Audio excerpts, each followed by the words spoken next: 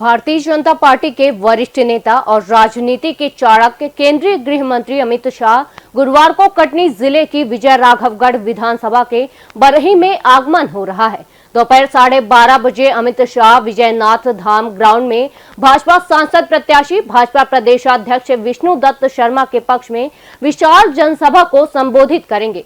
विजय राघवगढ़ विधायक संजय सत्येंद्र पाठक ने बताया कि हमारा सौभाग्य है कि देश के यशस्वी गृह मंत्री का बरही की पावन धरा पर आगमन हो रहा है। अमित शाह के देश के लिए किए गए फैसलों ने देश की तकदीर और तस्वीर बदल दी है। ऐसे कुशल नेतृत्व के विचारों को सुनने कटनी जिले के साथ साथ समीपवर्ती सतना और शहडोल लोकसभा क्षेत्र की जनता जनार्दन भी उत्सुक है। अमित शाह की सभा में 1 लाख लोगों के सभा में शामिल होने का अनुमान है। अमित शाह के हेलीपैड से सभा स्थल तक पुष्प वर्षा करते हुए भव्य स्वागत के लिए विशेष तैयारियां की गई हैं। कि हम सबके लिए बड़े सौभाग्य की बात है कि हमारे खजुराहो लोकसभा क्षेत्र के विजयराघवगढ़ विधानसभा क्षेत्र में बरही नगर में आदरणीय भारत के गृह मंत्री अमित शाह जी का आगमन होने जा रहा है।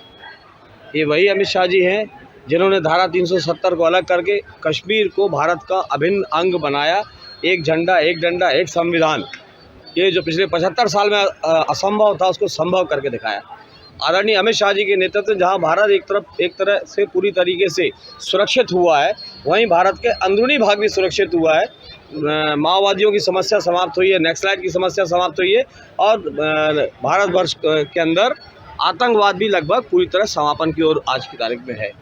अगर मैं ये कहूँ कि भारत के पहले गृह मंत्री आदरणीय सरदार वल्लभ भाई पटेल जी, जिन्होंने 565 रियासतों को एक करके भारत के निर्माण में सबसे महत्वपूर्ण भूमिका अदा की थी और उस अखंड भारत का निर्माण किया था, तो आज अगर अखंड भारत की सुरक्षा अगर कोई कर रहा है और अखंड भारत का विस्तार अगर कोई कर रहा है और बचा के रखा है, सुरक्षित करके रखा है और विकसित कर रहा है, तो वो उनके बाद अगर कोई गृह मंत्री हुआ है तो भारत के अंदर पहली बार सरदार वल्लभ भाई पटेल जी के बाद अमित शाह जी जैसा गृह मंत्री हमको मिला है। जहाँ एक तरफ भारत की सीमा सुरक्षा, अंदरूनी सुरक्षा से कोई समझौता नहीं है, वहीं दूसरी तरफ कोई दुश्मन देश की हिम्मत नहीं बची है, पाकिस्तान हो, चाइना हो या कोई हो, कि भारत की ओर आंख उठा के देख सके।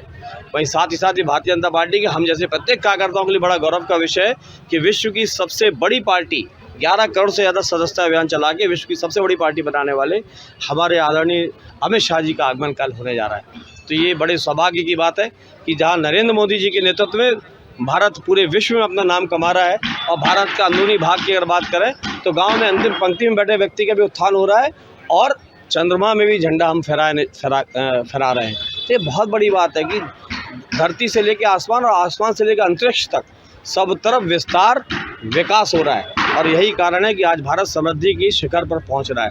ऐसे नरेंद्र मोदी जी के विश्वस्त सहयोगी अगर ये कहें कि एक सिक्के के 2 पहलू हैं, आदरणीय नरेंद्र मोदी जी और अमित शाह जी, तो कोई अतिशयोक्ति नहीं होगी।